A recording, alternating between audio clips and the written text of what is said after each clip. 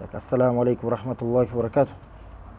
Алхамдулиллахи раббил аламин, вассалату вассаламу аля расулиллахи ва аля алихи ва асхабихи ажмаин. Пайгамбарыбыз саллаллаху алейхи вассалам өмүр баяны тууралуу бүгүн үчүнчү сабак. Буга чейинки ушу пайгамбар саллаллаху алейхи вассалам төрөлгөндүгү тууралуу, жаш кези тууралуу, чоңоюп келаткан ошол кездери тууралуу сөз кылган болчубуз. Анан 33 жашына жеткен болчубуз. Буга чейин 25 жашында үйлөнгөндүгү тууралуу окудук. 25 жашында үйлөнгөндө анан 30 айтат шейх вабада хамсин ва саласина хадар буньяна байталлахи ламма андасар. 35 жашында дейт. Качан 35 болгондо дейт. Пайгамбар саллаллаху алейхи вассалам 35 жашка толгондо Аллах Тааланын үйү куруу болгон дейт да, үйү курулган дейт. Аллах Тааланын үйүн курулган. Качан ал эскирип бузулуп калгандан кийин дейт да. Көрсөңөр бул эмне китепте окуп атабыз? 100 сап. Эскертип кетели. 100 сап бар, 100 ырсап түрүндө Ибн Абил Изз аль-Ханафи деген чоң алым 100 саптын ичине пайгамбар саллаллаху алейхи вассаламдын толук өмүр баянын камтыган. Толук өмүр баянын камтыган. Ошонун азыр канча жашына? Ошол 20-чы сапка жеттик. Бул жакта ошо 35 жашта эмне окуя болгон ошол жөнүндө айтып атат. Эмне экен 35 жашында айтып атат. Аллах Тааланын үйү талкаланып бузулуп калгандан кийин кайра аны куруу болгон дейт. Бул жөнүндө эмнени айтып атат? Шейх айтат, Шейх Абдуразак Аль-Бадр бул ырсаптарында алым айтат, пайгамбар саллаллаху алейхи вассалам Аллах Тааланын үйү Аль-Харамдын кайра курулуусуна күбө болгон, катышкан. Ошол тууралуу сөз кылып атат дейт. Бул качан болгон экен? Пайгамбар саллаллаху алейхи вассалам канча жашта болгон экен? 35 жашында. Ушундай 35. Демек пайгамбар боло элек кези. Канча жашында пайгамбар болот? 40 жашында. 40 жашта пайгамбар боло элек кезинде эле 35 жашында болгон бул окуя экен. Ибн Исхак айтат, Ибн Исхак бул пайгамбар саллаллаху алейхи вассалам өмүр баяны тууралуу эң башка алымдардын бири деп айткан болчу. Ибн Исхак айтат, качан пайгамбарга саллаллаху алейхи вассалам 35 жашка толгондо Ичтаматыл Курайш дейт. Курайш урусу жыйналышкан дейт. Жыйналып эмне үчүн дейт? Либуньянил Кааба. Каабаны кайра куруш үчүн жыйналышкан дейт. Кайра куруу иши болгон. Анан бул эмне болот? Качан Аллах Тааланын үйү, бул Кааба талкаланып калат бир күнү. Бир чоң бир катуу сел жүргөн болот. Сел жүрүп, билесиздер, анын деген фундаменттери неме болуп калып, алсыз болуп калып, эскирип калып, ошондо талкаланып калган болот бир учурда. Ошондо алар эмне кылыш керек? Кайра аны жаңылап курууга муктаждык пайда болот. Ошондо пайгамбар саллаллаху алейхи вассалам ошол кайра курулуусуна катышып ошого күбө болгон да. Анан бул жакта чоң хикмат, бир пайдалуу нерселер бар да, бул жөн эле катышкан эмес да. Ал эмес пайгамбар саллаллаху алейхи вассалам өзү дейт, ошол таштарды көтөрүп катышып ошол куруусуна катышкан деп келет да. Көрсөңөр, жөн эле күбө болуп жүргөн эмес, ошого өзү курууга жардам беришкен. Бухари Муслимде келет, Сахихинде келет, Жабир ибн Абдулла аттуу сахабадан радиаллаху анху айтат, "Ламма буниятул Кааба захаба набий саллаллаху алейхи вассалам ва Аббас янкуланил хижара" деп. Бухари Муслимде келет. Качан Кааба курулуп атканда, кайра курулуп атканда, ошол кезде пайгамбарыбыз саллаллаху алейхи вассалам өзүнүн акеси Аббас, атасынын бир тууганы Аббас экөө барып ошо таштарды көтөрүп ташышкан дейт да. Ташышып ошо курууга катышкан дейт да. Факала Аббас набий саллаллаху алейхи вассалам, анан пайгамбар саллаллаху алейхи вассаламга Аббас акеси айтат, "Иджал изарка ала ракабатика яқиқа минал хижара" дейт. Изарды дейт. Изар деген эмне? Изар кийимин ички, жана хачка барганда үстүңкүсүнө рида деп коет, астыңкысына изар деп коет. Изарыңды дейт. Изарыңды көтөрүп белиңе коюп албайсыңбы дейт да. Көтөрүп ал дейт да. Өйдөгө көтөрүп ал, ийиниңди жабып ал. Анан таштарды ошонун үстүнө коюп ал дейт да. Үстү кийими жок болсо, же бир эле кийимби ошондой анан таш койгондо эми оорутат да туурабы? Ошо оорутпасын деп эмне дейт? Изарыңды көтөрүп ал дейт. Изарыңды өйдө көтөрүп ал, белиңе мындай коюп ал дейт, ийиңе түшүрүп ал, анан ошентип ташты таштабайсыңбы дейт да. Оорубаш үчүнчү демек. Таштан сени сакташ үчүн дейт да, неме үчүн дейт.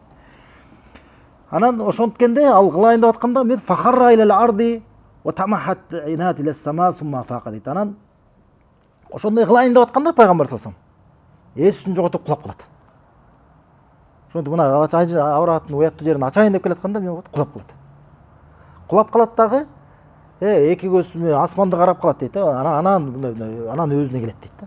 Анан өзүнө келген дейт да, бир кантсе бир учурда өзүнүн эсин жоготкон экен. Анан айткан дейт. Изарым, изарым деген дейт да. Кийимичи, кийин айткан. Ой, жабайын депчи, уяттуу жерин. Фашадда али изар деп туруп, анан ошо ички астыңкы немесин, изарын эмне кылган дейт? Катып бекемдеп байлап алган дейт да. Салаватуллаху ва саламу алейхи. Мындан эмнени түшүнөбүз? Көрсөтөрбү, Аллах Таала пайгамбарды саллаллаху алейхи пайгамбарлыкка чейин эле уяттуу нерселерден коргогон да. Көрсөтөрбү, мындай жөнөкөй даже ушул ал эмес, ушундай жөнөкөй нерседен.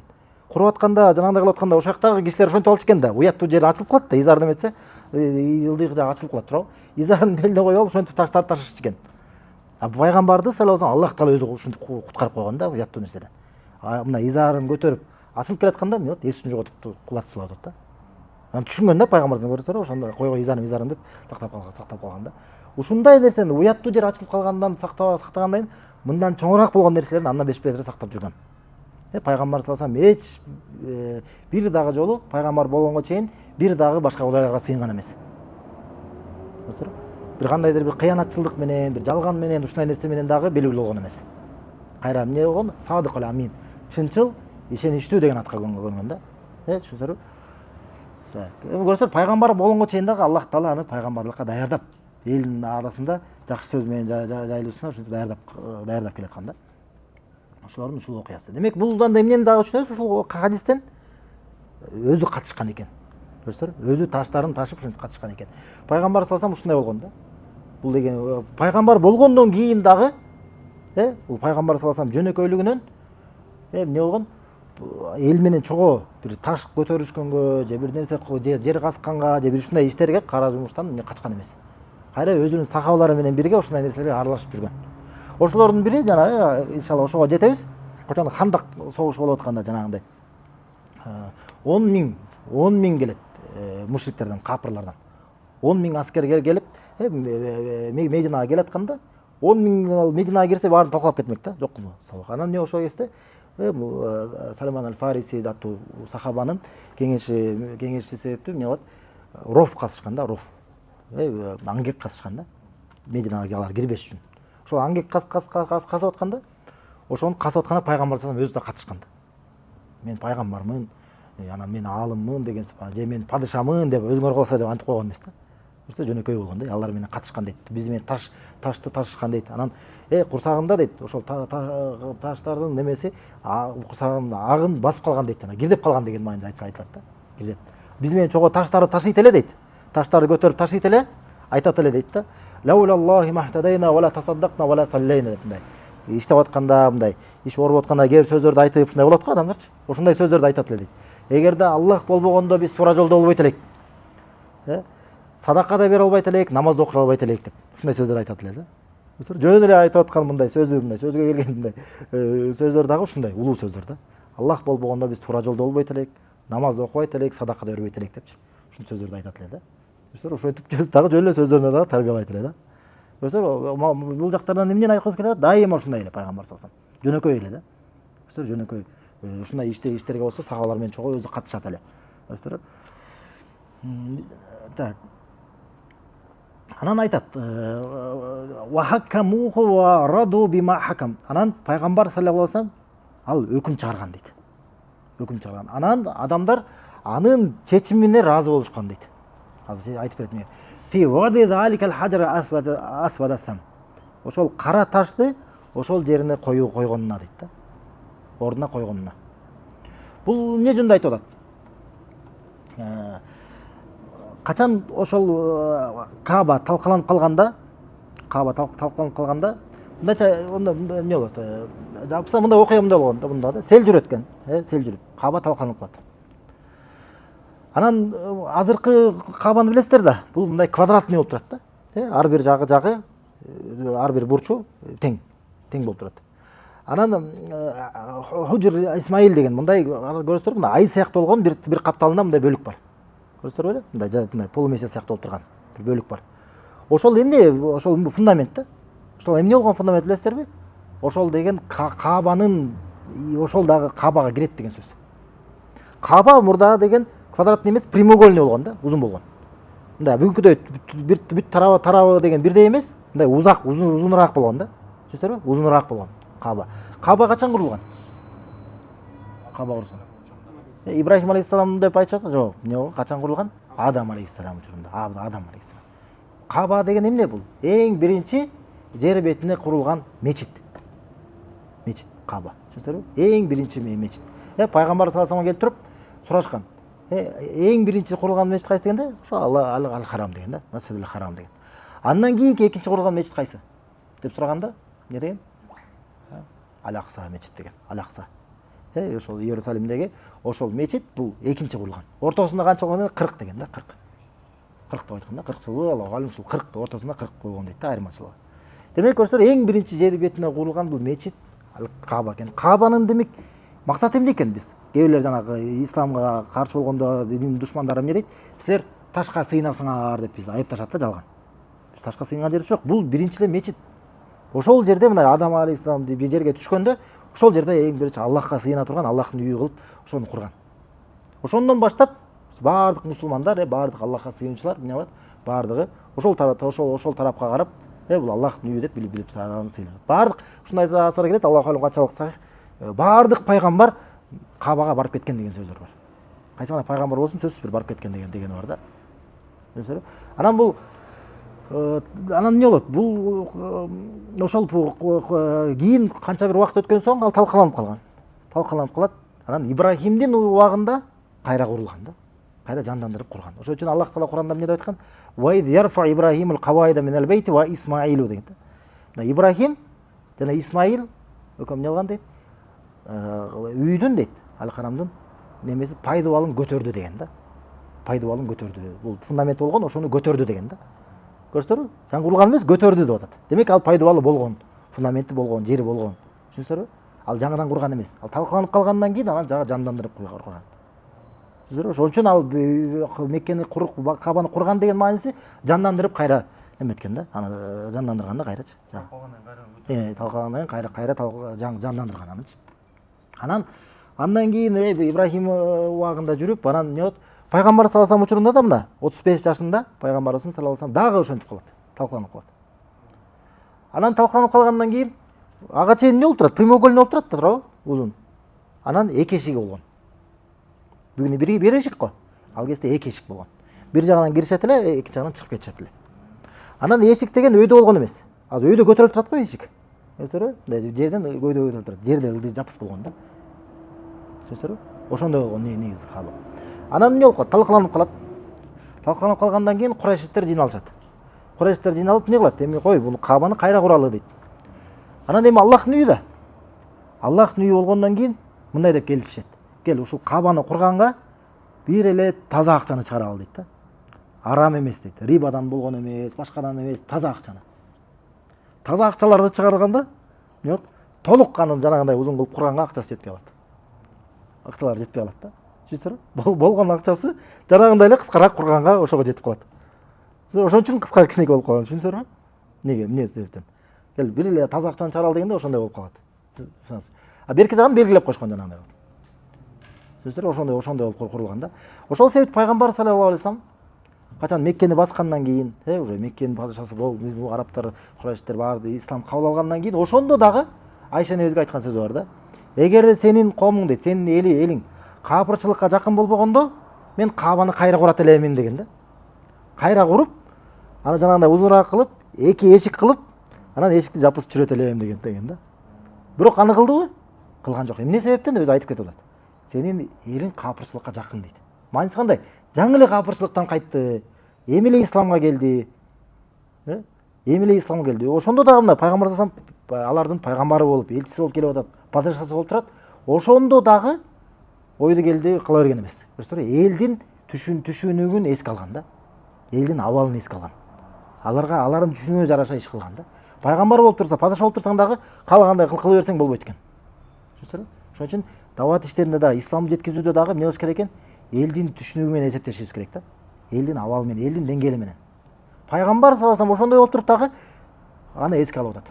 Сенин элиң анткени пайгамбар болуп келсе, бул Каба деген илгертеден бери арабтардын негизи, адам мусулмандар баарында бул өз алдында улуу нерсе да бул. Аллахтын үйү. Анан бул пайгамбар болуп келип алып аны талкалап аткандай көрүнүп калмакта. Анан мунафыктар да башкалар да мүмкүн башка сөздөрдү чыгарышмак. ушундай мына кандай деп көрсөңөр фитна болмок да. Ошону эске алып туруп пайгамбар салам эмне кылат, тийген эмес. Ошончо калтырган. Бирок тарыхта ушундай болгон, кээ бир падышалар пайгамбар саламдан кийин кээ бир падышалар ошону талкалап кайра кургандар болгон да. Кайра куруп талкалап чоңойтуп жанагындай хадистегидей кылгандар болгон да. Анан эмне болот? Андан кийин келген падыша кайра ордуна кайтарып коет эле да.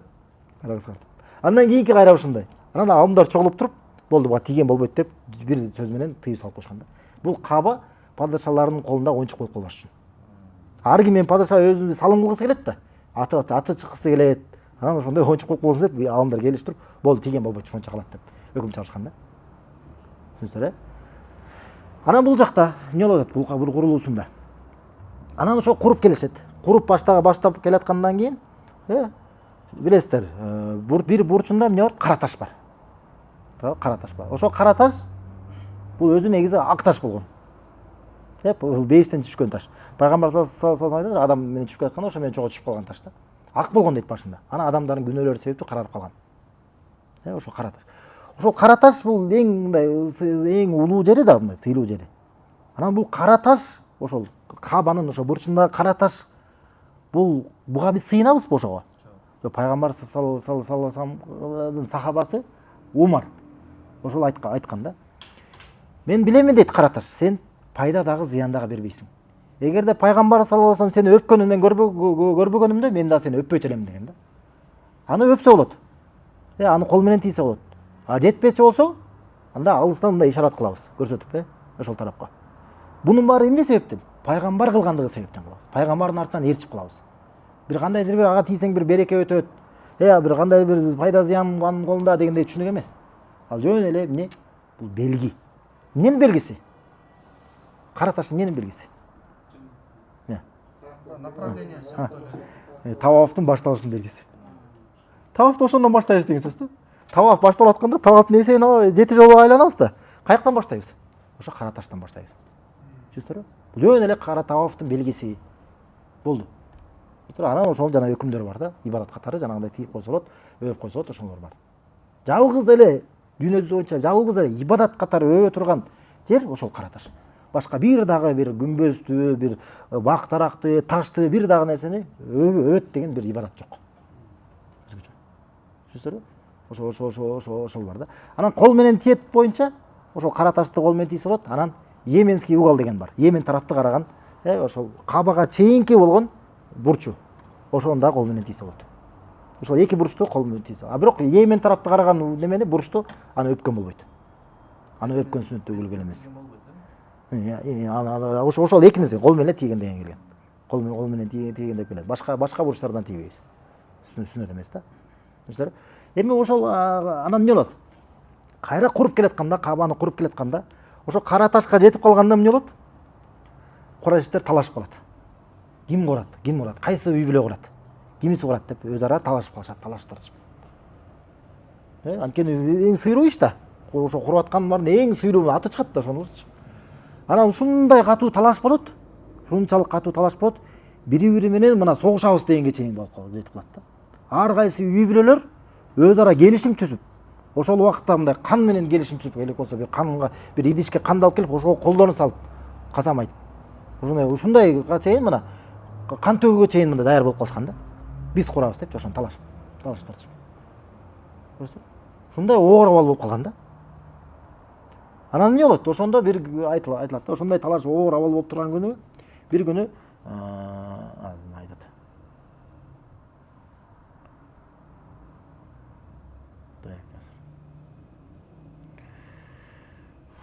Шейх сөзүн окуган. Качан чоң катуу уруулардын арасында чоң катуу талаш болгон дейт да ошол кезде. Анан ким ошол кара ташты ордуна коет деп. Анткени баары тең анын ыйыктыгын билишкен дейт ошол кара таштын. Анын улуу ордун, анын фазилетин, артыкчылыгын дейт. Анан ар бир ууру өзүнү ошол үлүшкө, ошол шарапатка жетүүгө умтулган дейт. Катуу талашып тарчып, анан пайгамбар саллаллаху алейхи вассалам алардан өкүм кылып ошолорду чечип берген дейт. Ушунчалык жакшы алар ойлогондон дагы өйдө сону чечим кылып берген дейт да. Ошол тууралуу эмне кандай чечим кылып берет?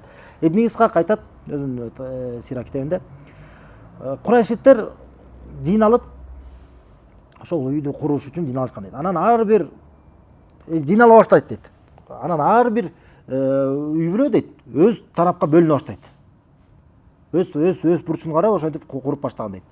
Анан качан бурчтун дейт ошо кара таштын ордуна келгенде бири-бирине талашып калды дейт. Ар бир уруу ошону көтөрүп койгону каалаган дейт.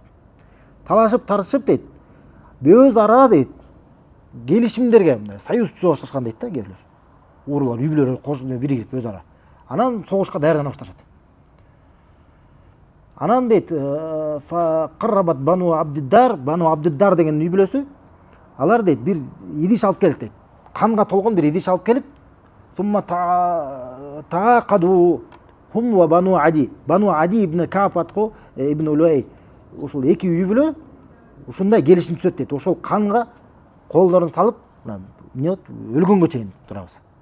Өлсөк дагы ушул кайтпайбыз, биз коебуз десе, ушундайга чейин жетип калат дейт. Билесиздер, ушунчалык катуу талаш болгон экен да. Анан фасамму дейт, анан ошону аташкан дейт, эмне дейт? Лакабат дам. Ошол кандын келишими дегендей болчу. Кандын келишими. Кандын идиши деп келишим түзүп алышат дейт.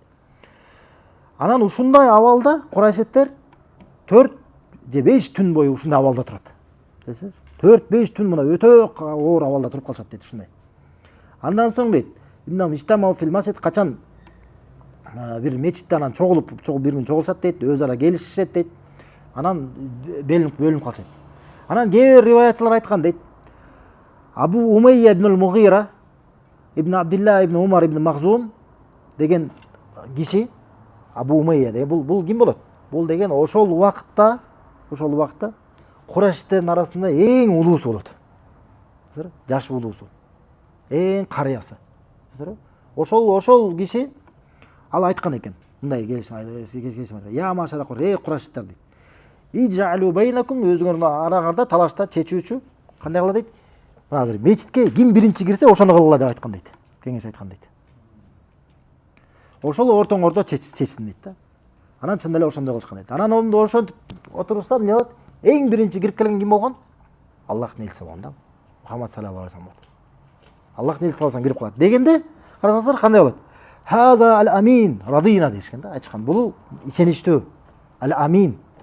Бул ишеничтүү, бул биз разыбыз деген дейт да баары. Пайгамбар салсам киргенде, пайгамбар болду кезинде эмне дешкен? Бул ал-амин, чынчыл, ишеничтүү, биз разыбыз деп ошого макул болушкан. Азыр канчалык катуу талаш болуп калганда, анын чечимине макул болушкан. Анткени билишкен анын чынчылдыгын, аманатчылдыгын, Хада Мухаммад деп, Мухаммад деп разы болушкан. Анан качан аларга жологондо ага кабарды айтып беришет. Ошондо пайгамбар саллаллаху алейхи мындай деп айтат. Халимма илейя саубан. Мага бир кийимди алып келди деген. Бир кийимди алып келди, анан аны алып келишкен. Анан айткан, фахадар рукн фавада фихи бияди. Анан ошону алып ага өз колу менен анан койгон дейт. Мындай да. Кийимди бир чүпүрөк бир нерсени алып келип, бир кийимди алып келип, ар бир үй бүлөдөн бирден кишини чакырган да. Ар бир кишини чакырып туруп, эмне кылган? Ташты коюп туруп ортосуна, ошентип баары бирге көтөрүшкөн да. Көрсөңөр кандай чечим болгон. Баары шеректеш болгондой болгон да. Бирөө тарапка чечип койбой, эмне кылат? Ошол кийимге коюп туруп, ташты коюп туруп, анан баары бирге көтөргөндөй кылган. Баары бирге көтөрүп, ошол таштын ордуна чейин көтөрүп келгенден кийин өз колу менен алып туруп анын ордуна койгон да. Көрсөңөр кандай сонун чечим болгон да. Кандай жакшы чечим болгон.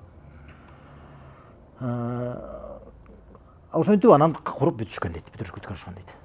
Көрсөңөр ушул нерсеге айтылат, ушул чечимен алар разы болгон дейт. Разы болгон дейт.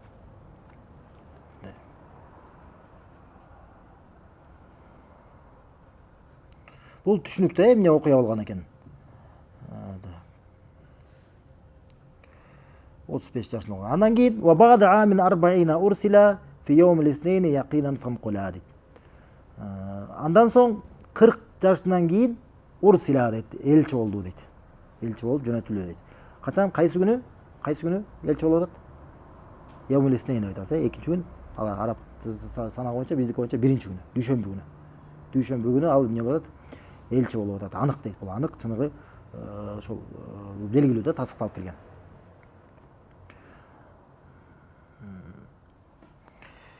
40 жашынан кийин 40 жашынан кийин пайгамбар Мухаммад саллаллаху алейхи вассалам пайгамбар болуп аламдарга ырайым катары баардык адамдар үчүн сүйүндүрүүчү, эскертүүчү катары жөнөтүлгөн. Аллах Таала Кур'анда айткандай. Анан Ибн Аббас аттуу сахабадан жана Жубейр ибн Мутим жана башка дагы көптөгөн сахабалардан жана табиилерден келет. Сахих Бухари жана Муслимде сахих тасталып келет. Ибн Аббас радиаллаху анху айтат: "Бу иса Расулуллахи саллаллаху алейхи ва саллям ли 40 сана." Пайгамбар саллаллаху алейхи ва саллям, Аллахтын элчиси саллаллаху алейхи ва саллям 40 жашында пайгамбар болгон дейт. 40 жашында пайгамбар болуп жөнөтүлгөн. Фамакаса би Макката 13 сана юха илей. Ошондон андан кийин соң 13 жыл андан кийин Меккеде кала берген дейт. Меккеде калып ага вахий түшө берген дейт. Вахий түшүп улана берген 13 жыл. Сумма умира бил хижрати фахажра 10 синин. Андан соң хижрат кылууга, көчүүгө буйрук кылынган ага. Буйрук кылып андан соң көчүп 10 жыл жашаган дейт андан. 10 жылга көчкөн. Ва мата ва хуа ибн салас ва ситти. Жана кайтыш болгон жашы канча деле? 63. 63 жашында. Бул Ибн Аббастан. Демек кандай болгон экен? 40 жыл пайгамбарлыкка чейин жашаган экен. 40 жашында пайгамбар болуп атат. Андан пайгамбар болуп анан дагы 13 жыл Меккеде жашап атат. Андан соң эмне болот? Меккеге өтүп, Мединага көчөт. Мединада канча жыл жашайт? 10 жыл жашайт. Анан кайтыш болот, саллаллаху алейхи ва саллям. Жалпысынан 23 жыл пайгамбар болгон. 23 жыл пайгамбар. 40 жыл пайгамбарлыкка чейин. Пайгамбарга чейин.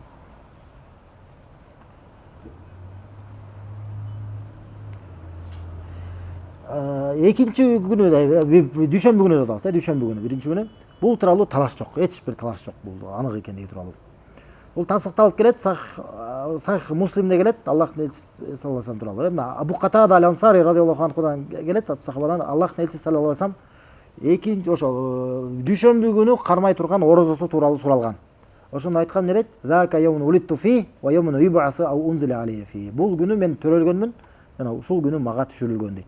Вахий түшүрүлгөн. Же мен жөнөтүлгөнмүн дейт да, элчи болуп жөнөтүлгөн. Жана фи Рамадан ау Рабиул Аували ва сурат Иқрау аувал мунаzzali дейт. Рамадан айында же Рабиул Аувалда дейт.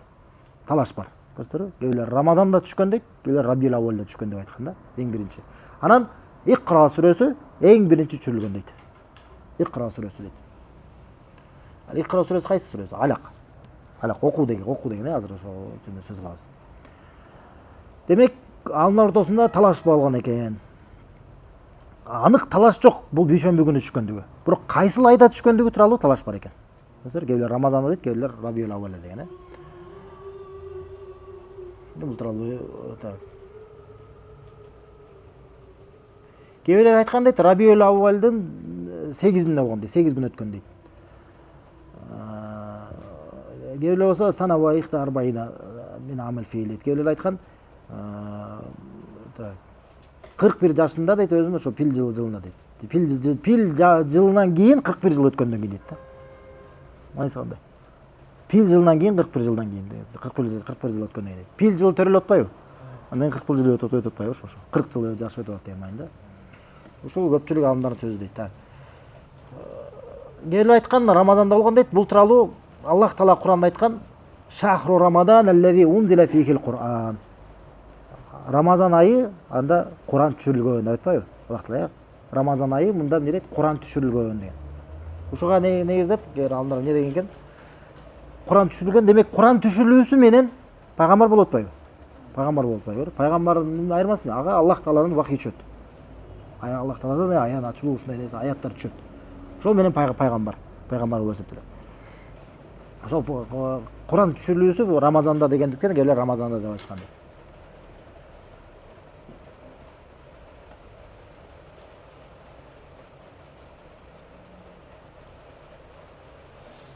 Рамазанда Кур'ан түшөт деген мааниси кандай? Аллах Кур'ан айтпайбы? Рамазан айында Кур'ан түшүрүлгөн деген мааниси кандай? Толугу менен түшкөнбү? Ошо ылдыйкы асманга деп айтылат.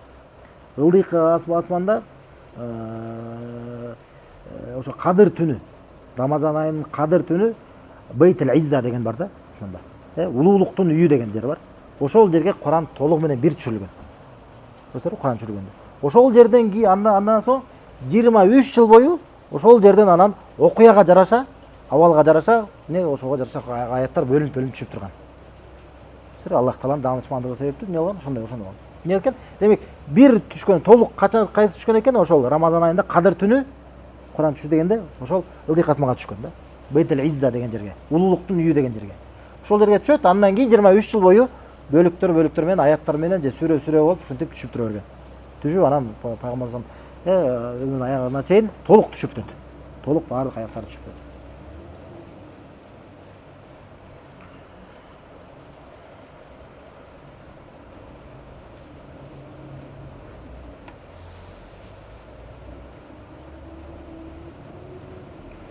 Эң биринчи түшүрүлгөн айтат кайсы сүрө? Алак сүрөсү, Икра сүрөсү. Бул тууралуу анык келет. Сахih Бухари Муслим Айша небезден келген хадисте. Ну би Икра ва урсила бил муддассир деген деп айткандар бар экен. Пайгамбар Икра сүрөсү менен пайгамбар бул пайгамбар болгон. Ал муддассир сүрөсү аркылуу элчи болгон. Элчи болгон. Ошентип алдынан айткан сөз да. Эки түшүнүктүн эки айырмасы бар. Эгер окуласаңар да пайгамбар деп турабы. Анан элчи деп да окуласаңарбы? Элчи деп. Аллахтын элчиси, Аллахтын пайгамбары деп. Эки башка нерсе. Эки башка нерсе да. Бир эле нерсе эмес да. Айырмасы бар. Пайгамбар анан элчи. Элчинин даражасы өйдөрөөк. Пайгамбардын даражасы алдагы улуу даража. Бирок төмөнүрөөк да элчиге караганда. Түшүндүрбү? Икра качан ар бир пайгамбарга вахий түшкөндө, вахий түшүп Аллахтан вахий түшө баштаса, бул пайгамбар болот.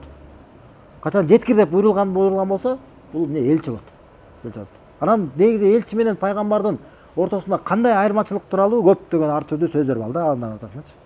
Мисалы эң биринчи пайгамбар ким болгон? Адам алейхиссалам. Эң биринчи элчичи Нух алейхиссалам болгон.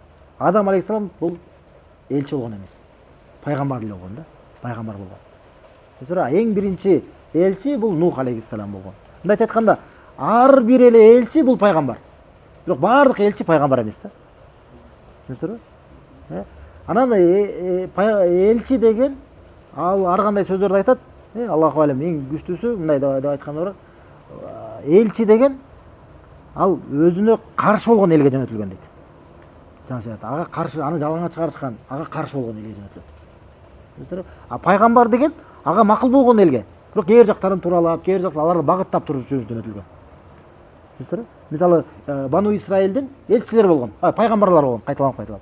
Ошол эле алар ошол эле демеде болот, шариятта болот, ошол эле болот. Бирок кээ бир жактарын тууралап, кээ бирде аларды макул болгон да, жалпысынан. Макул болгон.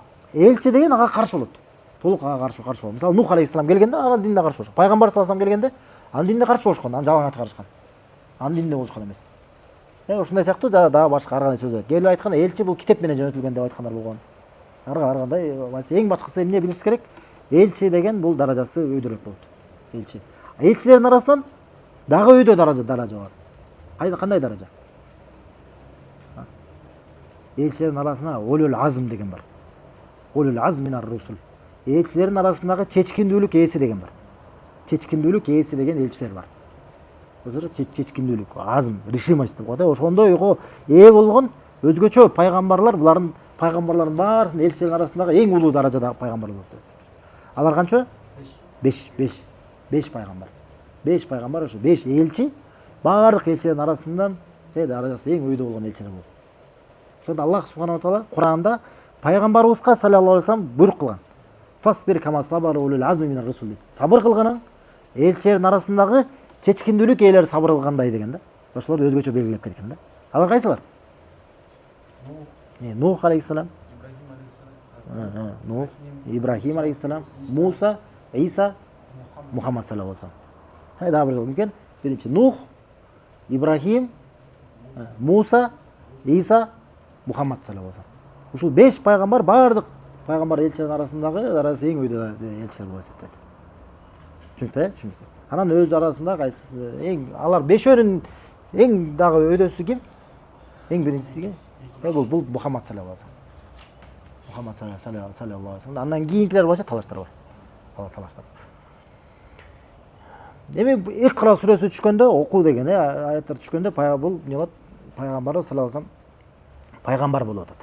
Андан кийин ал муддасир, оронгон, кум фа анзир, тургунуң жана эскерткиниң. Ураббука факаббир, Роббиңдин атын даңазала, улуула. Васиябака фатахир, кийимиңди тазала. Вали роббика фасбир, Роббиң үчүн сабыр кыл деген ушул аяттар түшүп, көрөсүң, туруп, качан ошол жаңы аяттар түшкөндө пайгамбар салам коркуп барып, оронуп жатып алган. Заммилуни, мени орогула деп жатып алган. Ошондо тур деп Аллах субхана таала жеткир деп буйрук кылган менен элчи болуп калат. Ага чейинки кандай болду деп азыр окуясын. Кантип пайгамбар болгон тууралуу имам Ахмад риваят кылат жана Ибн Мажа, Ал-Хаким жана башкалар Зейд ибн Харисадан бул пайгамбарыбыз саллаллаху алейхи вассалам бошоткон кулу Зейд ибн Хариса. Ал пайгамбарыбыз саллаллаху алейхи вассалам мындай деп айтат. Анна Джибрил алейхиссалам атаху фи аввал ма юха илей фа'алламаху ал-вуду вас-салат фаламма фарага мин ал-вуду ахаза гharfatan min al-ma famadagha bihi farha.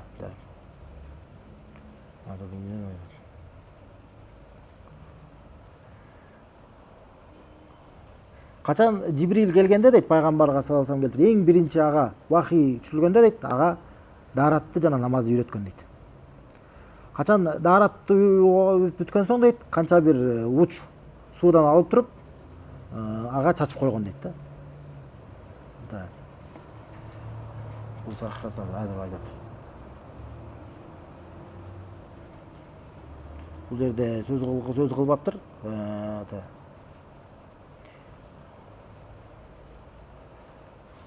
Жалпысынан мындай айтып кетели. Биринчи кандай болот? Пайгамбар саллаллаху алейхи вассалам вахий чөөрүнүн алдында бул өзүнүн ага чейинки болгон ханифтер деп коет да, ханифтер. Ханиф деген бул дин, өзгөчө дин. Бул кимдин дини? Ибрахим алейхиссалам дини. Ханифия деп коет да. Ошол убакта курайшиттер ханифтер деп ошол билишет эле. Бул кимдер эле? Бутпарастарга сыйынбаган адамдарды. Ошентип таанышат эле. Ханиф деген бул мындай аныктамасы ширктен оголак болуп, ширктен алыс болуп, жалгыз Аллахка сыйынууга умтулган адамды ханиф деп атап коюшат эле ошол кездерде. Ошол жакта ханиф адамдар болгон да кээбилер. Ибрахим алейхиссаламдын учурунан бери кээбир ошол динди туура көрүп, жалгыз Аллахка сыйынган кээбир адамдар болгон да ошол кез белгилүү болгон. Ошолордун артында ошолорго окшошуп, бул ушуну туура көрүп, пайгамбар саллаллаху алейхи вассалам да алардын адаты сыяктуу эмне өзүнчө бөлүнүп, эл менен бөлүнүп, өзүнчө барып үңкүргө барып сыйынып Аллахка ибарат кылган адат кыла баштайт. Жакында мындай ошо вахий чөөрүнүн алдында ушундай даярдыктар болгон да. Жалгыз элинен бөлүнүп, ошого барып үңкүргө барып, Хира үңкүрүнө барып, ошол жерден Аллахка өзүнчө сыйынып, түндөрдү өткөрүп, күндөрдү өткөрүп, ошентип жүрүп калат. Анан ошолордун бири буга чейин окуган элек эмне болгон? Ошол кездерде Жибрил келип туруп, көкөрөгүн тазалаган. Көрсөңөр, бул жакта дагы окуган болчусуз. Бир алдынан сөзү боюнча эмне болгон? Жибрил келип туруп, көкөрөгүн ачып туруп, эмне болот? Андан көкөрөгүн тазалап, андан жанагындай кара эмени алып буга чейин окуган болчусуз. Көкөрөгүн тазалаган. Көкөрөгүн ачылуусунун ошол үчөөнүн бирөөсү ушул учурда да болгон. Тазаланган. Мындайча айтканда, вахий түшүүгө Аллах тааланын сөзү түшүүнүн алдында тазаланган. Жүрөгү тазаланган, өзү ибарат менен тазаланган. Ошентип келген. Анан бир күндөрдүн бири ошентип Хира үңкүрүндө жүргөндө ага Жибрил келет. Жибрил келип туруп аны кысат. Катуу кысат. Ушунчалык катуу кысат. Пайгамбар саллаллаху алейхи вассалам дем ала албай калат да, ушунчалык оор болуп калат. Кысып туруп айтат: "Икра" дейт. Оку дейт. Дегенде пайгамбар айтат: "Ана би кари" дейт. Мен окуй албайм дейт. Мен окуучулардан эмесмин дейт. Окугандардан эмесмин дейт. Дегенде кайра кысат. Катуу кысып, ушунчалык катуу кыйналат. Анан оку дейт. Биз айтат: "Мен окуй албаймын" дейт. Окугандар. Анан катуу кайра кысып туруп айтат: "Эмне дейт? Икра бисми раббикаллази халак." Оку дейт. Эмне дейт? Окунуң эгеңдин аты менен жараткан дейт. Жараткан эгеңдин аты менен деп туруп ошол Икра Алак сүрөсүнүн биринчи 5 аяты түшкөн. 5 аяты түшкөн. Эмне Курандан эң биринчи түшкөн аят эмне экен? Пайгамбар саллаллаху алейхи вассалам эмне буйрук экен? Оку деген, оку. Оку бул эмненин буйругу? Илим алуу деген. Илим алуу, оку, Куранды оку. Көрсөңөр, ошон үчүн Куран дейбиз го, Куран. Куран дегендин аныктамаларынан бири бул Куран деген эмне дегенде окулуучу деген бар. Куран көп окулган деген сөз. Икра деп оку. Куранды окуйбуз го. Көп окулган нерсени Куран деп айтылат. ошо мааниси ушул Курандын мааниси. Көп окула турган нерсе. Көрдүңүзбү? Оку да. Демек биздин үмөтүбүз окуй турган үмөт, илим алуучу үмөт. Ошо пайгамбар саллаллаху алейхи ва саллям айткан эмне дейт? Талабул илм фарид аля кулли муслим ва муслима. Илим алуу ар бир мусулман эркек жана ар бир мусулман аял үчүн парыз деген. Ар бир биз мусулман болгондон кийин ар бирибиз илим алганга умтулушубуз керек. Ушул нерсе аркылуу биз динде бекем боло алабыз. Ушул нерсе аркылуу биз шайтандан сак боло алабыз. Ушул нерсе аркылуу туура жолду таба алабыз. Көрсөңүздөр, мына дүйнө акыретибиздин пайдасы, дүйнө акыретибизде болгон жакшылыгы илим алууда. Ошон үчүн дайыма эмне мусулманда сөзсүз бир күнүндө жана жумасында бир өзгөчө белгилеп бөлүп койгон убактылар болуш керек илим алыш үчүн. Такыр эле илимден ташталып үзүлүп кеткен андай болбойт. Андай болот. Мусулман алыстап кете берет. Ошон үчүн биз өзүбүздү динде бекем болуп, өзүбүздү сактанып калуубузду каалаган болсок, жакшылыкты каалаган болсок, сөзсүз күнүбүздөн бир убакытты белгилеп бөлүп алышыбыз керек. Мен могул убакытта илим алам. Могул күнү мен жумасына бир жолу, эки жолу сабакка келем. Могул күнү мен отуруп китеп окуйм. Сабак алганда ушундай нерселер сөзсүз бирде эмне биздин мындайча айтканда программабызда ошол сөзсүз ошондо белгиленген болуш керек. Оку деп атат, оку. Анан карасаңыздар, бул оку деп түшүнүшүнүн алдында эмне деп атат? Карасаңыздар. Кандай болуп түшүп атат аят? Пайгамбарыбызга салсам кыйынчылык менен түшүп атат да аяттарчы. Оор болуп түшүп атат. Ар бир аят түшкөндө пайгамбарыбыз салсам ушундай бир кандай кыйынчылык сезет эле да. Оор болуп калат эле абалы. Кыйналгандай сезет эле. Ушунда дагы көрсөңүздөр, Жибрил келип аятты түшүрөрдө катуу кысып атат аны. Кыйналып атат пайгамбар салсам. Кыйналгандан артынан эмне болуп атат? Андан кийин аяттар түшүп атат. Неге мындай? Мындан эмне мааниси? Эмне маани жатат? Демек, илим алуу жеңил келбейт деген сөз. Ушул жакшы болгон, ушул берекелүү болгон, биз үчүн пайда боло турган илимге жеңил жетүү мүмкүн эмес. Сен убактыңды бөлүп келишиң керек, сабыр кылып чыдап ушунда отурушуң керек сабакта. Көрсөңүздөр, отуруп тизе бүгүп отурушуң керек, убактыңды бөлүшүң керек, бир барышың керек, сапарга чыгышың керек, отурушуң керек. Көрсөңүздөр, сабыр кылышың керек. Ошо сабыр кыласың, кыйынчылык болот. Денең кыйналат, чарчайсың, бирок мунун артынан эмне болот? Ошентип анан илимге жетесиң. Көрсөңүздөр? Ошондо алдын айткан сөз бар, дененин эс алуусу менен илимге жетүү мүмкүн эмес дешет. Дене эс алып эле илимге жетип алым болуп калбайт адам. Эгерде андай боло турган болсо, илимдин да баркы болбойт эле да. Көрсөңүздөр, илимдин баркы, илимдин өзгөчөлүк фазилети ушундан дагы. Ага жетүү дагы жеңил эмес. Чынында ошон үчүн көрсөңүздөр, аалымдардын дагы кадыр баркын түшүнөбүз да. Аалым болгон адам мындай бай адам менен аалымдын айырмасы ушул. Бай адам ага татыктуу дагы татыктуу эмес дагы адам бай болуп калышы мүмкүн да. Акча бир түшүп калат, бир мурас болуп калат, же бир нерсе акча келип калат, байып калат. Бирок татыксыз адам аалым болуп калбайт да. Көрсөңүздөр, жөн эле аалым болуп калат, андай болуп калыш мүмкүн эмес да. Демек, чынында аалым болгон болсо, демек ал ошого иншалла Аллах тааланын кааласы менен ага татыктуу да иншалла. Көрсөңүздөр, анткени ошого жеткен да бул аракет кылган. Анан бирок адам эгерде сабырдуу кылган болсо, ошо кыйынчылыктарынан эмне болбосун Аллах тааланын жакшылыгына үмүт кылып, Аллах тааланын беришине үмүт кылып, сабыр кылып, уланта берген болсо, илимге умтулган болсо, эмне Аллах таала берет илимди. Ошон үчүн айтып карасаңыздар, Иқра бисми раббикаллази халак. Окунуң дейт. Не дейт? Сени жараткан эгиңдин ысы менен. Иқра бисми раббикаллази халак. Халакал инсана мин алак. Алла инсанды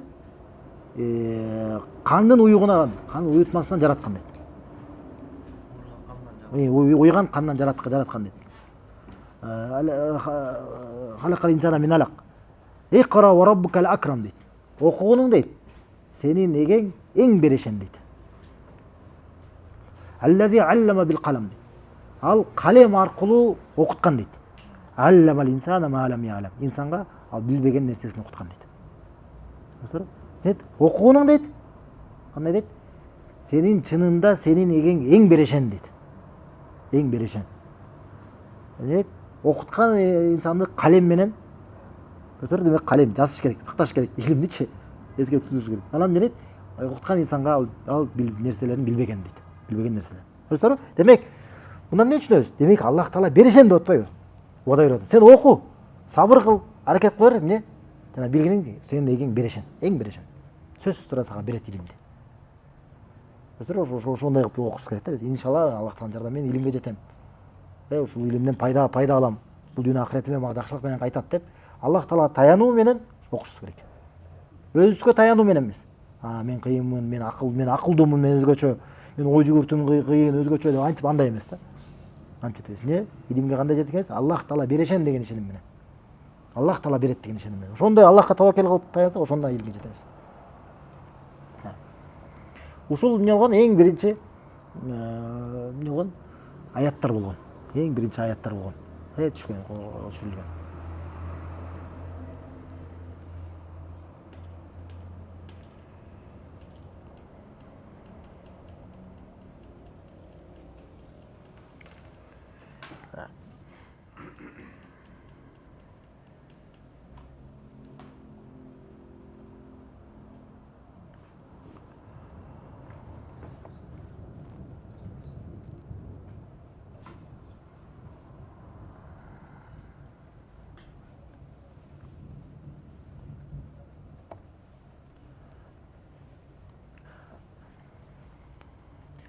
Жана ошол биринчи аяттар чыгып атканда дагы пайгамбар саллаллаху алейхи вассалам ошондо Жибрилди ошол өзүнүн кейпинде көргөн да, өзүнүн сүрөкөтүндө көргөн деп келет. 300 канаты болгон дейт. 300 канаты менен дейт Жибрил асмандан түшүп келатканда эмне дейт? Өзү менен дейт, болгон ошол горизонттун баарын, асмандын баарын жаап калган дейт. Мисалы алыстан көрсөңөр, самолет түшүп кетканда кичинекей эле го. Асмандын баарын жаап калабы, канчалык чоң болсо дагы. Эсер Жибрил эмне болот? Асмандын баарын жаап калган дейт да. Канчалык чоң болгон да. Көрсөңөр, Жибрил ошондой эмне түшүп келаткан, ошондой өзгө сөлөкөтүндө көргөндөр бири болгон да. Анан эмне түшүп аткан? Анан ошол түшкөндө дагы мына жанагы окудук, Имам Ахмадтага келген кабардан түшүп келип биринчи вахий кылып түшкөндөн кийин ошондо дагы келип ошо аяттар түшкөндөн кийин ошондо да эмне пайгамбарыбызга саллаллаху алейхи вассалам даратты жана намазды үйрөткөн деп келет. Пайгамбарыбыздын саллаллаху алейхи вассалам өзүнө. Азырынча эмне өзү окуп баштаган да, өзү окуп баштаган. Бирок үммөтүнө парз боло элек болот. Үммөтүнө парз болгон качан? Мындан кийин 10 жыл өткөндөн кийин болот. 10 жыл өткөндөн кийин болот. Дарат менен намаздагы сого үйрөткөн деп келет да. Андан соң кийинки кабар биякта айтат: "Сумма мадат эшруна йоман камила фараматал джинни нужумаха ила" дейт. Андан соң ошол вахий түшкөндөн кийин 20 күн өткөн соң дейт, толук 20 күн өткөн соң жин эмне дейт? Өтө чоң дейт, өтө чоң жылдыздар менен урулган дейт. Урулушкан дейт. Урулган. Эмне жөнүндө айтып атат биякта? Пайгамбар саллаллаху алейхи вассалам жөнөтүлгөндөн кийин мустарика сам деп коет да. Ошол жин шайтандарда ушундайлар бар эле, асманга көтөрүлүп,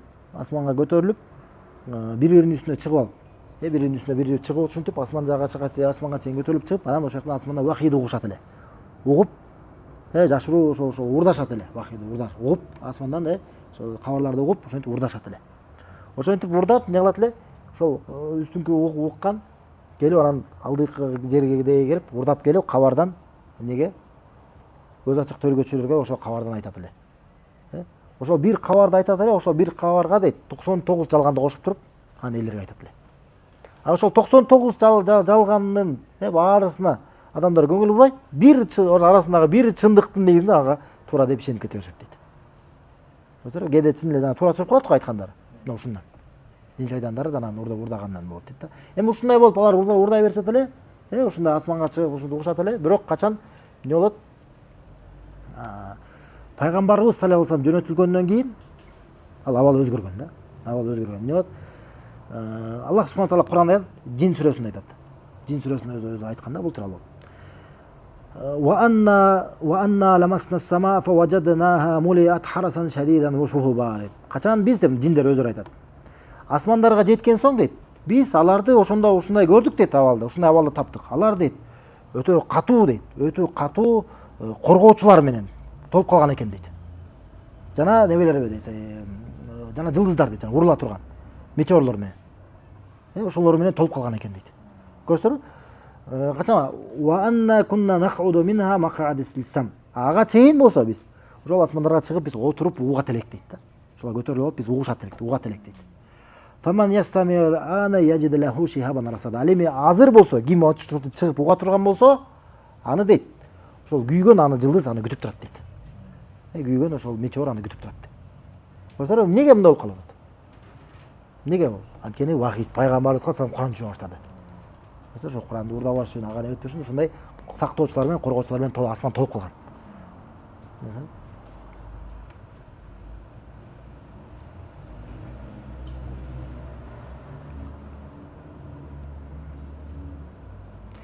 Имам Ахмад жана Тирмизи жана башкалар Ибн Аббастан айтат, жиндер асманга чейин көтөрүлүшөт эле дейт, жана вахийди угушат эле дейт.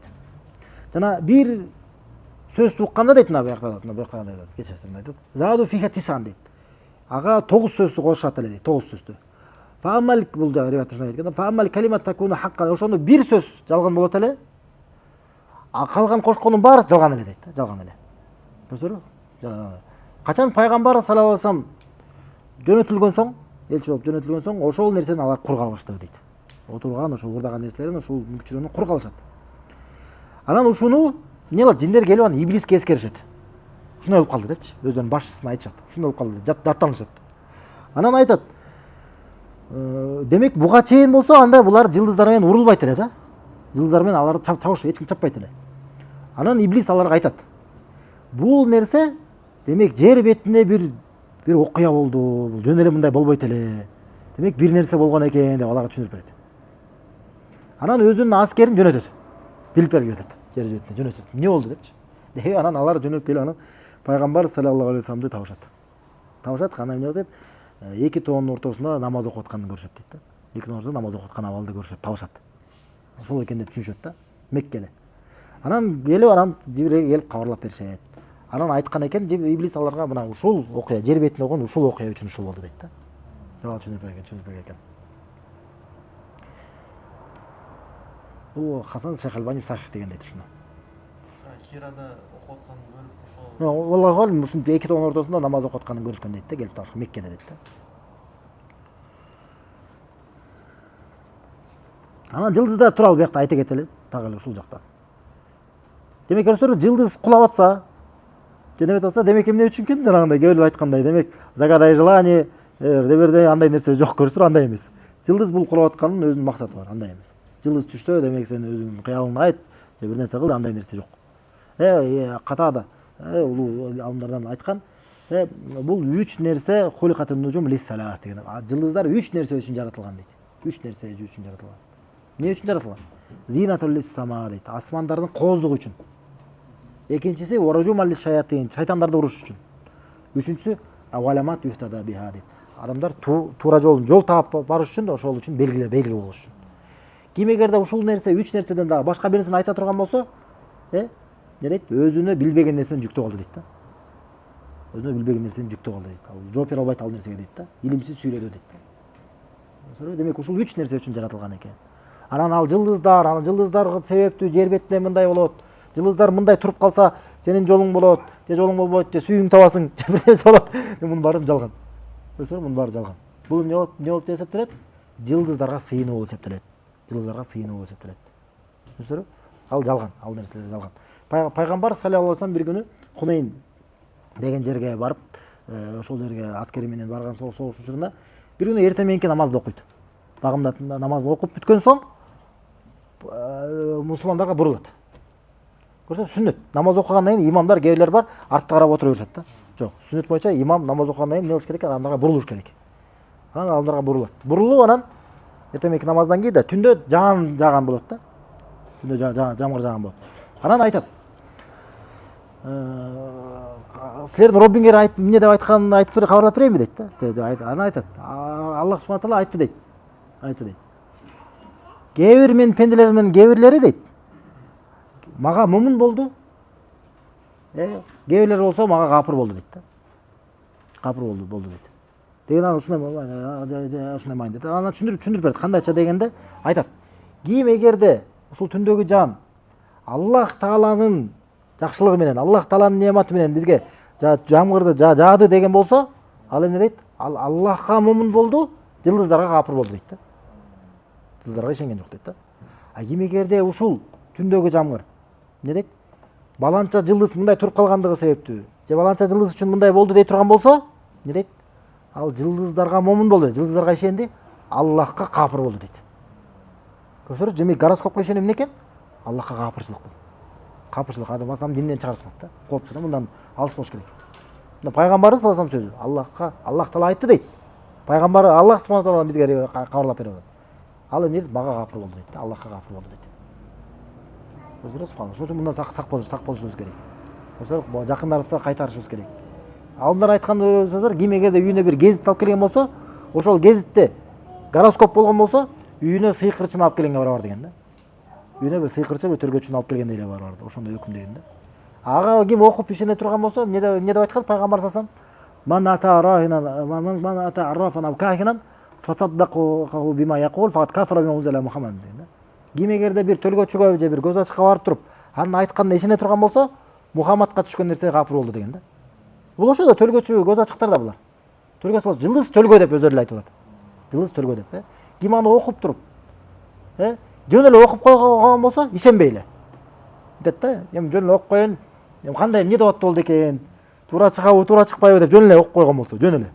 Же радиодо болсо жөн эле угуп койгон болсо, жөн эле угуп коюу менен эмне болот? 40 күн намаз кабыл болбойт деп келет да. 40 күн намаз кабыл болбойт. Намаз окуганга милдеттүү. Окуш керек. Демек кабыл болбойт экен деп эле окуп жүрө берген болбойт да. Окуган жок деп дагы күнөө алат да. Мааниси окуйт, бирок сообу жок болот да. Түшүнүңүзбү? Сообу жок болот. Анан эмне экен? Эгерде ишене турган болсо, тасыктай турган болсо, айтканы туура экен, чын эле туура чыкты, чын чыкты, туура болду дей турган болсо, капыр болот, динден чыгат. Кара жаңыдан динге кириш керек. Динге кирбей калса, ошончо өсө төбөлүк тозокто калат да. Түшүнүңүзбү? Иман жаңылыш керек болуп калат да. Эми ошол бул кооптуу да. Бул адам мынтиш мүмкүн да, эми мен бүгүн окудум, мен ишенген жокмун да депчи. Бул ушундай болушу мүмкүн, ошол убакытта ишенбейт, канча бир убакыт өткөндөн кийин ишенип калышы мүмкүн да. Мисалы гороскопту окуду, же бир төргөчү бир көз ачыкка барды, айтканына ишенген жок да.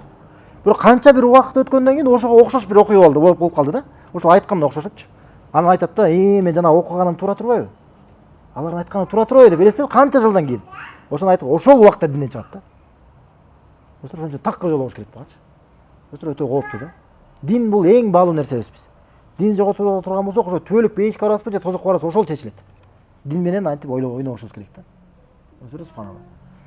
Анан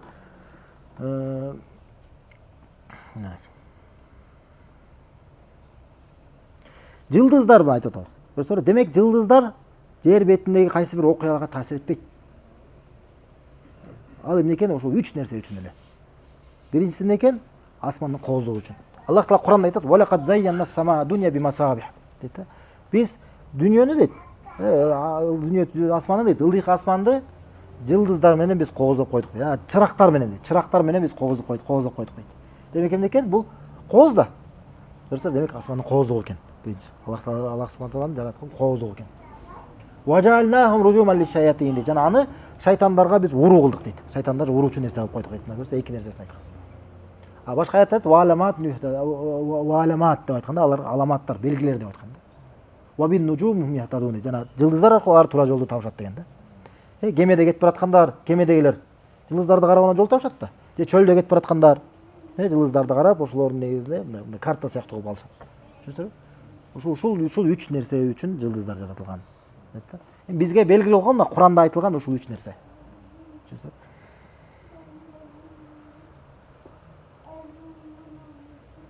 Жалды. Ибрахим алейхиссаламдын учурунда атасы жылдыздар менен жана планеталарга. Баракаллаху фикум, жазакаллаху хайр. Мына Ибрахим алейхиссаламдын коому эмне себептен капыр болгон?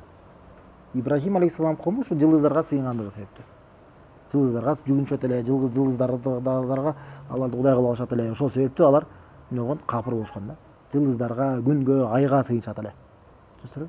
Бүгүнкү күнү барбы ошондойлор? Бар. Бүгүнкү күнү бизде кыргыздардын арасында балалуу болбой жүргөндө түндө чыгып, эмне болгон? Толгон айга жалынгандар бар. Айга жалынгандар бар да. Өзгөчө эскилерде түндө чыгышат. Мына айга сыйынуу деген нерсе бар.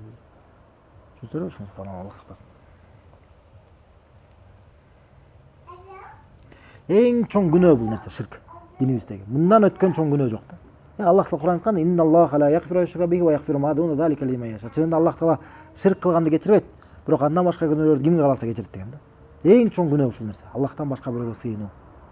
Ким эмнеге гана болбосун? Тоолорго, таштарга, жылдыздарга, күнгө, айга, пайгамбарларга, олияларга, кимге гана болбосун? Аллахтан башка адам кайсы бирөөгө сыйына турган болсо, аларга дуа менен кайрыла турган болсо, алардан сурана турган болсо, аларга таяна турган болсо, тобокел кылып, жардам тилеп, бир нерсе, бир пайда зыянын сурап, ушундай турган болсо, эмне болот экен?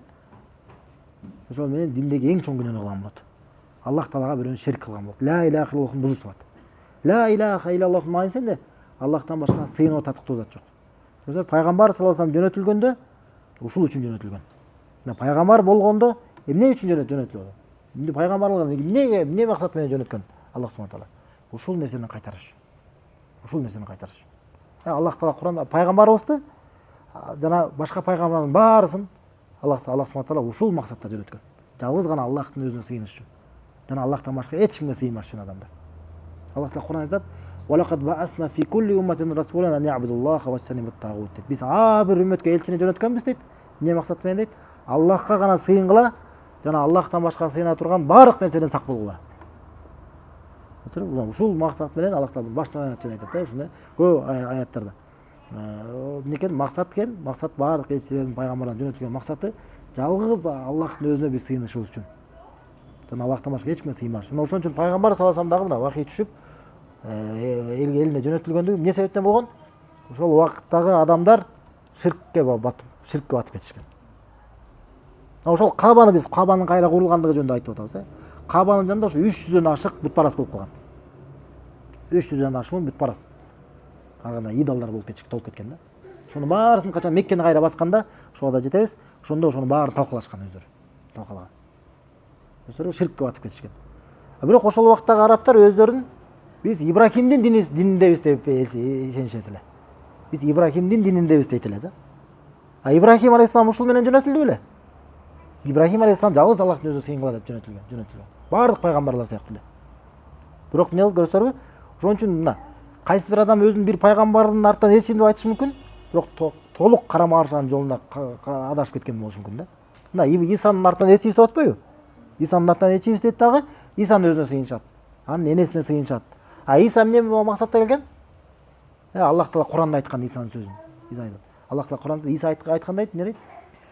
Иннаху ма юшрик биллахи фaqad харрамаллаху алейхил жанна дейт. Ким Аллахка шерик келтирген болсо, ага бейишке баруусу арам болду дейт. Исанын сөзү ушул. Кур'анда Аллах айткан. Ким Аллахка шерик кошо турган болсо, ага бейишке баруусу арам дейт.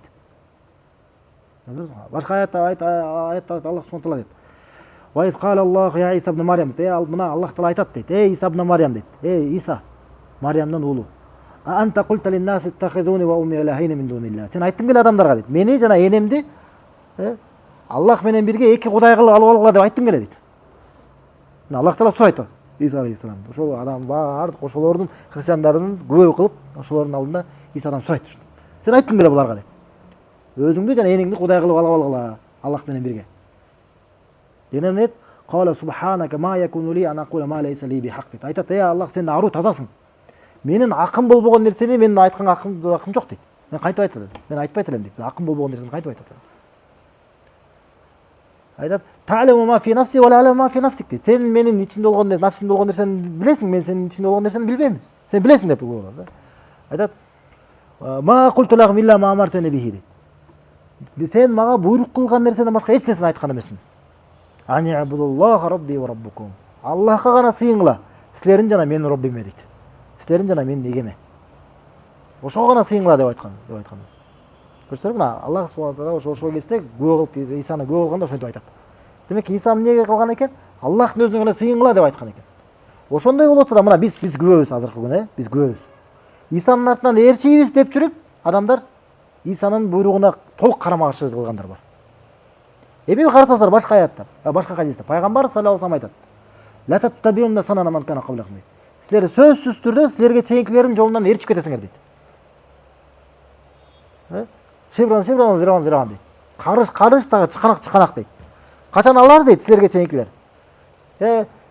Кескелдиктин уясына кирип кетсе, силер да алардын артынан ээрчип кескелдиктин уясына киресиңер дейт.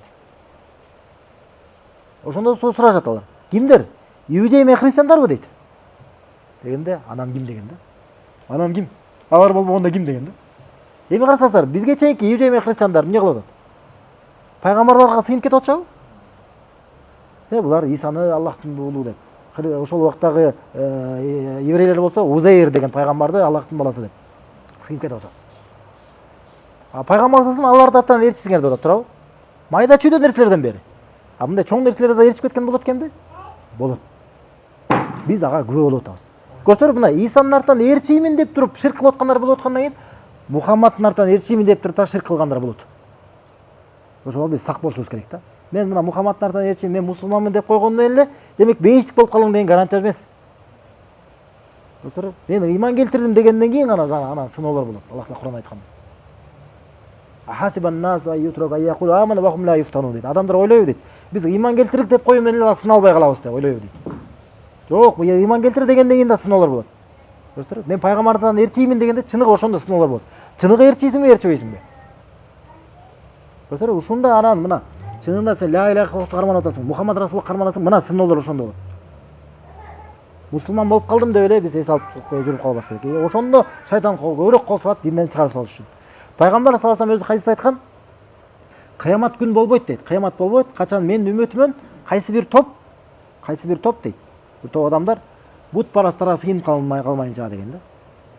Өзү айтып кетет пайгамбар саллаллаху алейхи вассалам, мен үмөтүмөн кайсы бир топ адамдар бутпарастарга, идолларга сыйынып калмайынча кыямат болбойт деп айтат.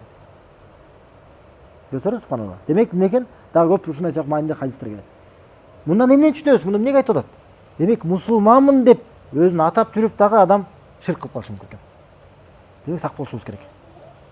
Көрсөңөр, ошондо сак болуш керек. Өтө сак болуш. Мусулманмын деп коюп эле, демек эс алып жүрөбүз керек. Биз сак болушубуз керек. Өзгөчө мына кантип сак боло алабыз? Кантип ширктен сак боло алабыз? Кантип сактана алабыз? Илим алуу менен. Ошо ширкти билүү менен. Түшүнүңүздөрбү?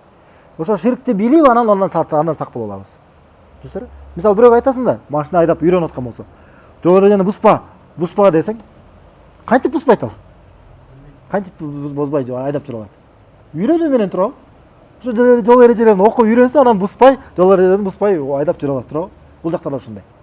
Сен ширк кылба, диниңди бузуп сала турган нерседен сак бол, динден чыгып калба дегенде эмне кылыш керек? Кантип эмне кылыш керек ал?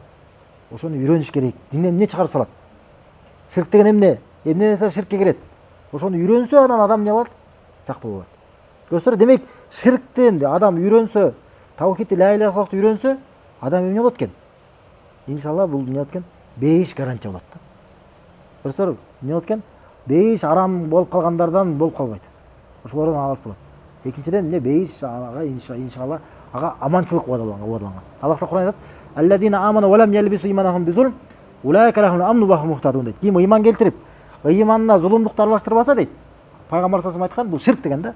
Ким мусулман болуп туруп, ыйман келтирип туруп, ошо ыйманына ширкти аралаштырбаса дейт, ширк кылбаса, аларга аманчылык болот дейт. Жана алар туура жолдо болот деген да. Көрсөңөр, аманчылык жана туура жол кимге убадаланган экен? Ширк кылбагандар үчүн. Ширк кылбагандар үчүн. Демек мына элибиз үчүн биз мына элибиз үчүн аманчылыкты каалайбыз да, туурабы? Элибиз үчүн тууралыкты каалайбыз, жакшылыкты каалайбыз, берекени каалайбыз. Эмне кылышыбыз керек экен? Элдин арасына биз ла иляха иллаллах жайылтышыбыз керек экен. Ширкке каршы болушубуз керек экен. Элге, элибиз үчүн эң чоң пайда, эң чоң алып келе турган пайда эмне болот? Ла иляха иллаллах жайылтуу. Ширк менен каршы болуу. Кайсы бир адамга сен эң чоң жакшылык кылганың, эң чоң, эң улуу белек кылганың эмне болот экен? Ага таухидти үйрөткөнүң. Ага ла иляха иллаллахты үйрөткөнүң. Анткени ла иляха иллаллахты үйрөнө турган болсо, ширктен алыс боло турган болсо, бул дүйнө акырет бактылуу.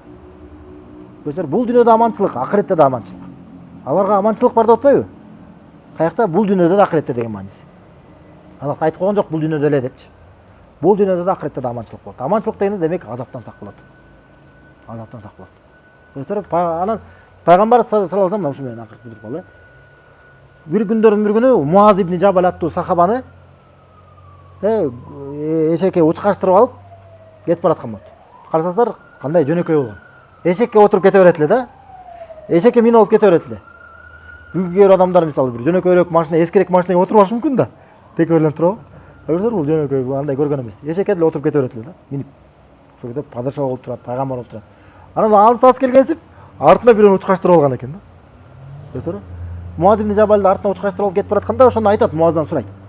Я Муаз дейт, ей Муаз, атадри ма хаккуллахи алал ибад ва ма хаккул ибад алаллах. Сен билесиңби? Аллахтын пенделерден болгон акысы кайсы? Жана пенделердин Аллахтан болгон акысы кайсы дейт. Дегенде ал айтат, Аллаху ва расулу алам. Аллах жана элчиси жакшыраак билет дейт. Ошондо пайгамбар саллаллаху алейхи ва саллям айтат, хаккуллахи алал ибад ай ябудух ва ла юшрику биhi шай'a дейт. Аллахтын пенделерден болгон акысы, ал пенделер Аллахка гана сыйынып, ага эч нерсени шерик келтирбегендиги дейт. Ва хаккул ибад алаллах, ал эми пенделердин Аллахтан болгон акысы эмне дейт? Алла юаззиму ва ла юшрику биhi шай'a дейт. Ким ага эч нерсени шерик келтирбесе, аларды азаптабы болсун дейт. Караңыз, демек Аллах Тааланын акысы бар экен. Түшүнүсүзбү? Мына угабызда бул адамдардын акысы, падышалардын акысы, элдин жөнөкөй элдин акысы, жаныбарлардын акысы, тиги бак дарактардын акысы, эмне бүт ар нерсенин укуктарын коргогондор бар туурабы? Биз мусулмандар Аллахтын укуктарын коргон болушубуз керек. Аллахтын акысын коргогондордон болушубуз керек эң биринчи ирет. Түшүнүсүзбү? Аллахтын акысы эмне экен? Айтып атат мына пайгамбар саллаллаху алейхи ва саллям, адамдар Аллахтын өзүнө гана сыйынып, ага эч нерсени шерик келтирбегендиги дейт. Мына Аллахтын акысы. Түшүнүсүзбү? Ким муну буза турган болсо, Аллахтын акысын бузуп аткан болот. Сенин акыңды бирөө бузса кантип ачууланасың, туурабы? Сенин ата-энеңдин акысын бузса кантип ачууланасың? Эми Аллахтын акысын бузулуп атканда кантип кайдыгер болуп жүрөсүң? Ана сен диндеги болгон кызганычың. Туурабы, көрсөтөрбү? Мына ушул нерсе, мына буга эң биринчи ирет мусулман ушуга көңүл буруш керек. Аллахтын акысы бузулуп атабы, бузулган жокпу деп. Эгерде мына көрсөтөр Аллахтын акысы. Ана айтат. Ал эми пенделердин болгон акы, Аллахтан болгон акы. Элестеңиздер, бизде дагы Аллахтан болгон акыбыз бар экен. Аллах Таала өзүнүн бизге бир акыны бөлүп койгон экен. Өзүнүн жакшылыгы менен, өзүнүн ырайымдуулугу менен. Аллах Таала эч ким эч нерсени милдет кыла албайт. Өзүнөн башка. Өзүнөн башка. Аллах Таала эч ким эч нерсени тыя албайт, өзүнөн башка. Аллах Таала өзүнө бир нерсени тыйып койгон. Эмнени тыйып койгон? Адилетсиздикти. Инни харамту зульма аля нафси деп хадисте келет. Мен адилетсиздикти өзүмө арам кылдым дейт. Аллах субханаху ва тааля өзүмө арам кылдым. Жана силер өз араңарда дагы силерге дагы арам кылдым, бири-бириңерге адилетсиздик, зулумдук кылбагыла дегенде. Көрсөтөр, Аллах Таала өзүнүн жакшылыгы менен кээ бир нерселерди өзүнө милдет кылып коюшу мүмкүн, кээ бир нерселерди эмне кылып коюшу мүмкүн? Арам кылып коюшу мүмкүн. Ошол милдет кылып койгон нерселердин бири ушул хадисте айтылган. Ким Аллах Таалага эч нерсени шерик келтирбесе, аларды азаптабайт экен. Көрсөтөр, демек биз элдин арасында ушуну жайылтсаңыз, кандай гана адамдарга жакшылык кылган болобуз. Эң чоң жакшылык ушул. Эң мисалы кээ адамдар сен бир дүйнөлүк жактан, бир материалдык жактан, бир башка бир пайда алып келиш мүмкүн да, туурабы? Бирок сен эгерде адамдарга ушуну жайылта турган болсоң, сен элге келтирген пайдаңан дагы эч бир өтө турган пайда жок. Көрсөтөр, аны адамдар түшүнүшү мүмкүн, түшүнбөшү мүмкүн да. Көрсөтөр, ушуга мына эл үчүн жакшылыкты кааласак, алар арасында ла иляха илlalloh жайылыш керек. Башка кайсы айтат пайгамбар саллаллаху алейхи ва саллям? Аллах Таала айтты дейт. Аллах Таала айтат: "Ябна Адам, ey адам баласы" дейт. "Иннака лау атайтана би qurabil ardi khataya" сен жер жүзү дейт. Жер толо дейт. Жер шары толо. Ушунчалык толтура күнөөлөрүң менен мага келе турган болсоң дейт. Ушунча күнөөнү ким кылат? Жер толо. Ошондой болсо дагы. Сумма лaqitani la tushriku bi shay'in, жана мага эч нерсени шерик келтирген абалда мага жолуксаң, la ataytuka bi qurabiga maghfirat. Мен сени ошончолук кечирим менен тосулам дейт. Ушунчалык күнөөнү ким кылат билесиңер? Бизде күнөөлөр жокпу? Кечиримди каалабайбызбы? Нерселер мына кандай улуу убада. Канчалык гана күнөө болбосун, кандай гана оор болбосун, экен Аллах Таала баардык күнөөлөрүбүздү кечирем деп убада кылып атат. Аллах Таала кечиримдүү зат, мээримдүү зат, ырайымдуу зат. Убада берип атат, ошонун баардыгын канчалык көп болбосо дагы кечирип коёмун деп атат. Өзүнүн элчиси аркылуу, элчиси аркылуу убада берип атат. Бирок бир шарт менен. Кандай шарт экен? Эгерде эч нерсени Аллахка шерик келтирбесек. Көрсөтөр, эч нерсени шерик келтирбей келген абалда жолуксам болуп атпайбы? Көрсөтөр, кандай чоң улуу жакшылык, кандай чоң артыкчылык. Мунун карама каршылыгы ширк. Көрсөтөр, ширк кандай кооптуу нерсе. Бейишти арам кыла турган, баардык иштерди текке кетирип сала турган, төрөк тозок алып бара турган, Аллах кечирбей турган күнөө. Мунун карама каршылыгы таухид ла иляха илlalloh кандай жакшы нерсе. Көрсөтөр, аманчылык боло турган, Аллах Тааланын кечиримине жете турган. Көрсөтөр, кандай улуу нерсе. Ошон үчүн колубуздан келсе ушу ла иляха илlallohго салым кылышыбыз керек. Муну өзүбүз үйрөнүп, жакындарыбызга жеткизип, жана элдин арасына жайылтканга аракет кылыш керек. Эми Аллах субханаху сурабыз, баардыгыбызды таухид элдеринен кылган болсун, жана ошо элибиздин арасында, жана дүйнөнүн баардык адамдардын арасында бизди таухиддин жайылышына себепкерлер кылган болсун. Субханака Аллахумма ва бихамдика ашхаду ан ла иляха илля анта астагфирука ва атубу илейк.